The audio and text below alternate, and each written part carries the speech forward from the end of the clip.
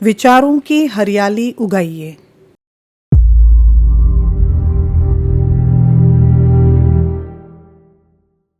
महाकवि शेक्सपियर ने लिखा है, दृश्य और अदृश्य का ज्ञान विचारों से होता है।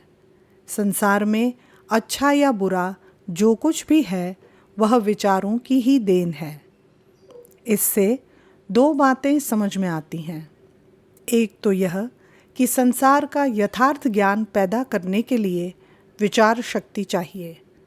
दूसरे, अच्छी परिस्थितियाँ, सुखी जीवन और सुसंस्कृत समाज की रचना के लिए स्वस्थ और नवोदित विचार चाहिए।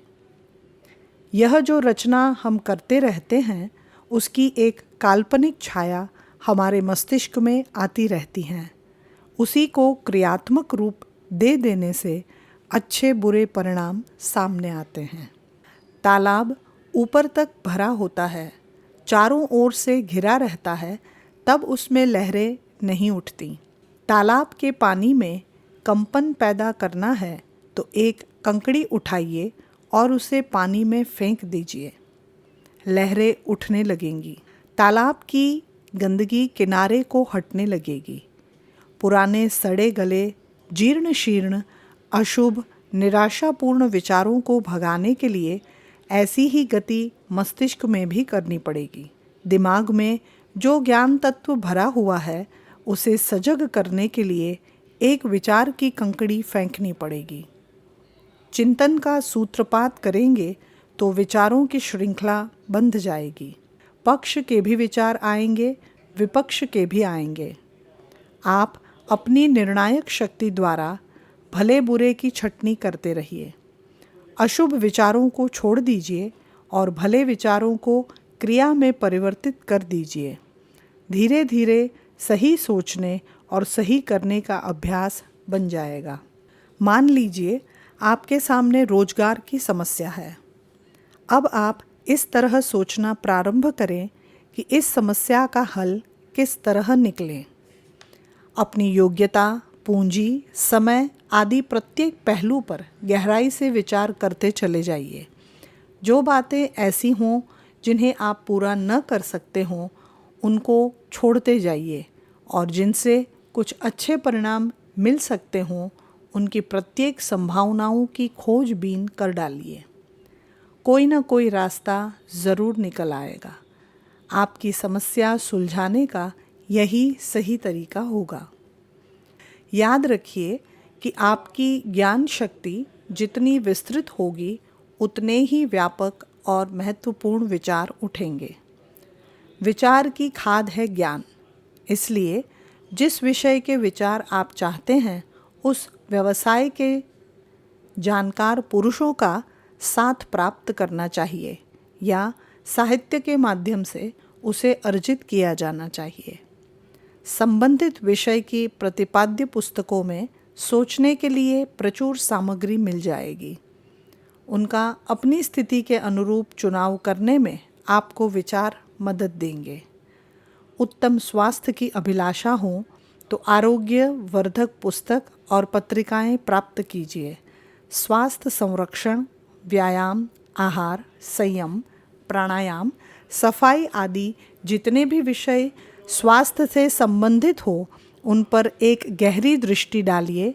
आपको अपनी स्थिति के अनुरूप कोई न कोई हल ज़रूर मिलेगा। किसी स्वास्थ्य विशेषज्ञ, डॉक्टर या प्राकृतिक चिकित्सक से भी सलाह लें तो आपकी समस्या और भी आसान होगी। विरोध करने वाले विचार न पैदा कीजिए, अन्यथा निराशा बढ़ेगी और परिश्रम व्यर्थ चला जाएगा। आपको केवल रचनात्मक पहलू पर ध्यान देना है। जाने हुए तथ्यों पर अनेक प्रकार से विचार करने से एक लाभ तो यह होता है कि विचार क्रमबद्ध होते जाते हैं। दूसरे, नए तथ्यों की खोज होती है, इसलिए ज्ञान और अनुभव बढ़ता है। मस्तिष्क की उपजाऊ शक्ति बढ़ाने का भी यह अच्छा उपाय है। विचारों की उड़ान को बिल्कुल काल्पनिक बनाने का प्रयास भी न कीजिए, क्योंकि इससे कोई सही हल नहीं निकल सकेगा। हर समय ध्यान इस बात पर केंद्रित रहना चाहिए कि जैसे ही आपको कोई निष्कर्ष दिखाई दे वैसे ही विचारों की गति मोड़कर उन्हें विराम दे दीजिए और उसके क्रियात्मक क्षेत्र में उतर जाइए। जो सोचकर निर्धारित किया था उसे पूरा करने के लिए अमल करना ज़रूरी है, तभी विचार करने का पूर्ण लाभ मिलेगा। जब एक काम पूरा हो जाता है तो दूसरा उठाइए। एक साथ अनेक विषयों पर चिंतन करने से आपके ज्ञान तंतु लड़खड़ा जाएंगे और आप एक भी विषय का हल ढूंढ न सकेंगे। खाने का प्रश्न उठे तो केवल खाद्य के ही विषयों पर विचार कीजिए। उस समय पढ़ाई, भ्रमण या मकान बनाने की समस्या पर मानसिक शक्तियों को लगाने से एक भी समस्या का सही और पूर्ण हल न पा सकेंगे। एक काम रहेगा तो मन एकाग्र हो जाएगा। इससे वह काम अच्छा बन सकेगा, पर थोड़ा थोड़ा सभी ओर दौड़ने से कोई भी काम पूरा नहीं हो सकता और आपका उतना समय और श्रम व्यर्थ चला जाएगा। मन की एकाग्रता में बड़ी शक्ति है।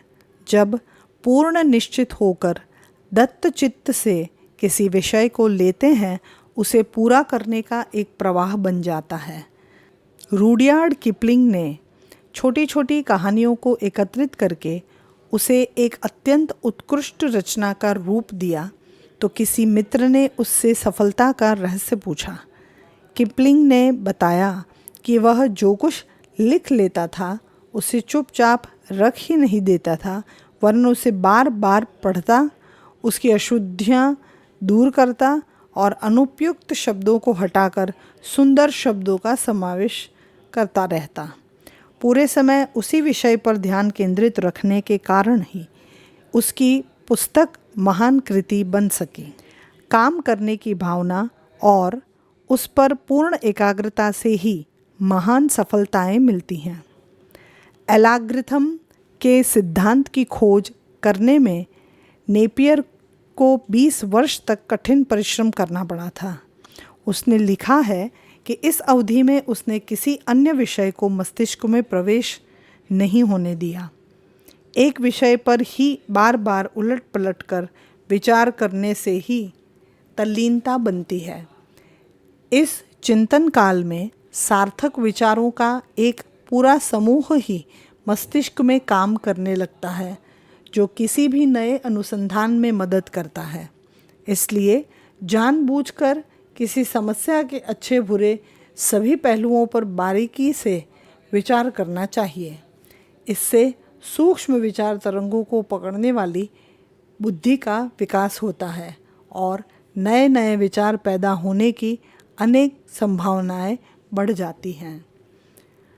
माइक्रोस्कोप किसी छोटी वस्तु को कई गुना बढ़ाकर दिखाता है, जिससे स्थूल आँखों से छिप जाने वाले विभागों का खुलासा मिल जाता है। विचार करने का दृष्टिकोण भी जितना विकसित होगा, तथ्यों की जानकारी उतनी ही अधिक बढ़ेगी। उलझनों और जटिलताओं में भी एक सही हल निकलता हुआ दिखाई देने लगता है। किसानी के नए नए अनुभव, तथ्य और आंकड़े प्राप्त करने के लिए किसी को खाद संबंधी जानकारी अधिक होती है, किसी को उपकरणों का ज्ञान अच्छा होता है। बीज बोना, निकाय कटाई आदि की विधिवत जानकारी के लिए कई किसानों का परामर्श आवश्यक है। उसी तरह नए विचारों को पैदा करने के लिए एक विषय को अनेक तरह से सोचना पड़ता है। हमेशा एक तरह के विचारों से घिरे रहना मनुष्य के विकास को सीमित कर देता है। उन्नति की परंपरा यह है कि आपका मस्तिष्क उपजाऊ बने। सुंदर जीवन का निर्माण करने में नए नए विचार पैदा करना हर दृष्टि से लाभकारी है। ज्ञान और अनुभव बढ़ता है, व्यवस्था आती है और अशुभ परिणामों से बच जाते हैं। विचारों की नई हरियाली में सारा जीवन हरा भरा दिखाई देता है। इस परंपरा को जगाकर आपको भी अब पूर्ण विकसित होने का अधिकार पाने का प्रयास करना ही चाहिए। विचारशील बनना, सही विचार करने की पद्धति जान लेना जीवन विकास के लिए कितना आवश्यक एवं कितना उपयोगी है, इसका अनुभव कोई भी व्यक्ति कर सकता है। पुस्तक विचारों की अपार और अद्भुत शक्ति। लेखक पंडित श्री राम शर्मा आचार्य। अगर आपको हमारी यह वीडियो पसंद आई हो तो इसे लाइक करें, कमेंट और शेयर करें और हमारे YouTube चैनल ऋषि चिंतन को सब्सक्राइब भी कर लें। साथ ही बेल आइकन को भी दबाएं ताकि आपको आने वाले सभी वीडियोस की नोटिफिकेशंस मिलती रहे। धन्यवाद।